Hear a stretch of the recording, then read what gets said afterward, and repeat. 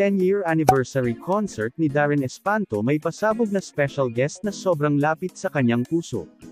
Hello mga ka-popsters, ang aming channel ay nag-upload ng mga latest, trending at iba pang updates tungkol kay Sarah Geronimo. Kung gusto mong nakakapanood nito, please consider to subscribe upang mas updated ka sa mga bago naming videos. Sunod-sunod ang mga ganap at achievements ni Sarah Geronimo ngayong mga nakaraang buwan at hanggang ngayong ay punong-puno pa din ang schedule ni Sarah G. May mga guests sa events, concerts with the champions and other endorsements at ngayon ay nasa Dubai si Sarah at Bambo para sa concert tour ng Two Icons. Ngayong darating na June 1 ay magaganap ang 10-year anniversary concert ni Darren Espanto sa Smart Araneta Coliseum.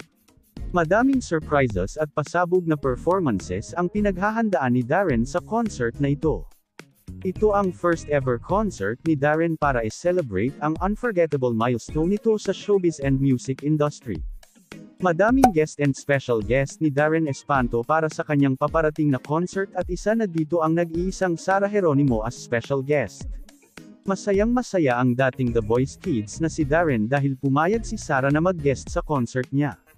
Si Sarah Geronimo kasi ang kanyang The Voice Kids coach at nag-mentor sa kanyang hanggang makarating sa finals ng The Voice way back 2014. Ayon kay Darren Espanto, nangunguna sa listahan si Sarah Geronimo bilang kanyang inspirasyon sa industriya ng musikang Pilipino lalong-lalo na sa larangan ng pagkanta at pagpe-perform.